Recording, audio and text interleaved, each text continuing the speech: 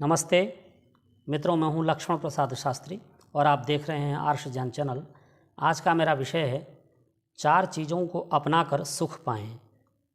वे 4 चीज़ें कौन सी हैं और कहां पर हैं, आज मैं अपने संक्षिप्त वक्तव्य में इसकी चर्चा करूंगा। आशा करता हूं कि आप इससे लाभ प्राप्त करेंगे। मित्रों, महाराज मनु ने अपने प्रसिद्ध ग्रंथ मनुस्मृति में 6ठे अध्याय में लिखा है एक प्रकरण में कि मनुष्यों को इन 4 चीज़ों को अपनाना चाहिए। वे 4 चीज़ें हैं: दृष्टिपूतं न्यसेत् पादं, वस्त्रपूतं जलं पिबेत्, सत्यपूतां वदेद् वाचं, मनःपूतं समाचरेत्। हे मनुष्यों, संपूर्ण भूमंडल के मनुष्यों को संबोधित करते हुए महर्षि मनु कहते हैं, जब घर से निकलो, बाहर कहीं भी जाना हो, तो दृष्टिपूतं न्यसेत् पादम, अपनी दृष्टि को नीचे की ओर रखो।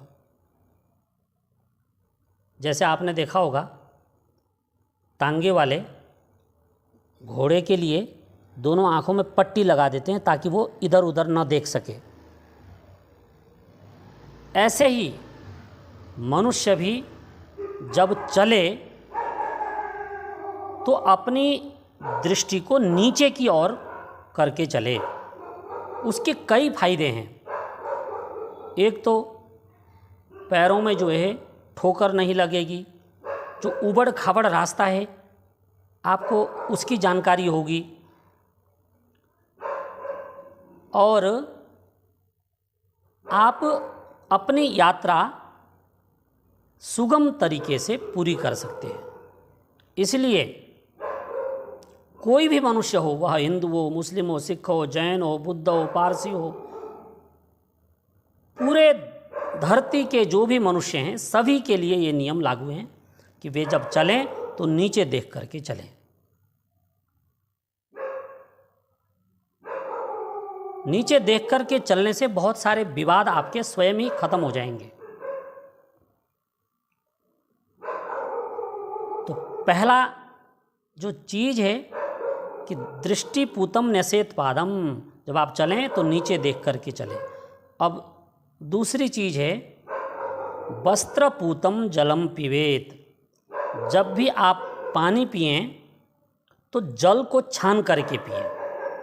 वैसे तो आजकल शहरों में फिल्टर लगे हुए हैं और उसी से पानी छान करके पीते हैं, परंतु जो पानी का जो तत्व है, जो रस है,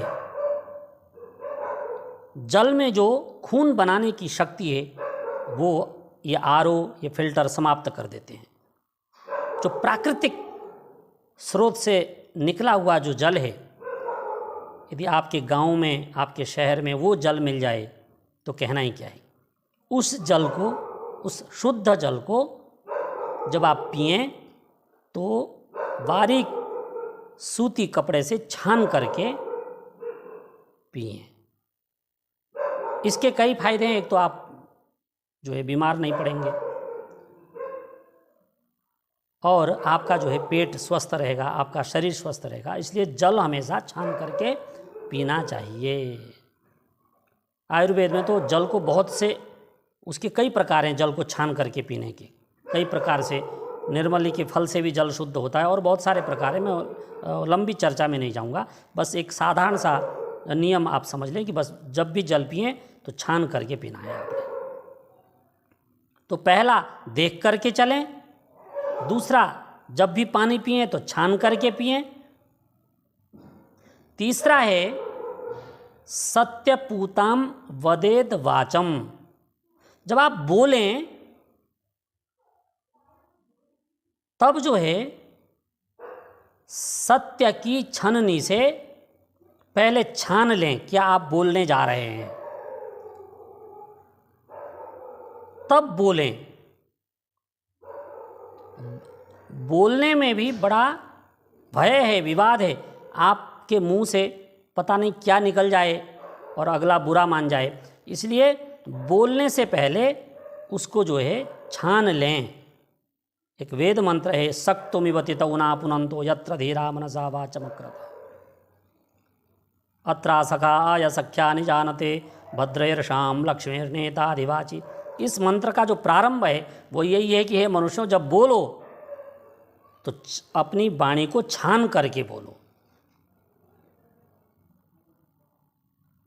नाप तौल में बोलो, उतना ही बोलो जितना आवश्यक है, व्यर्थ नहीं बोलना है।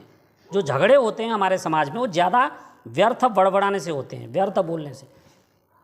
पूछ किसी से रहे, बोलता कोई बीच में है। इसलिए उतना ही बोलें जितना आवश्यक है।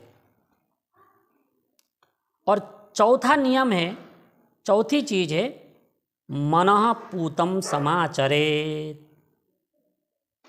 अपना आचरण कैसे करना है, अपने जीवन में किन चीज़ों को अपना करके आप सुखी हो सकते हैं। यह है कि अपने मन को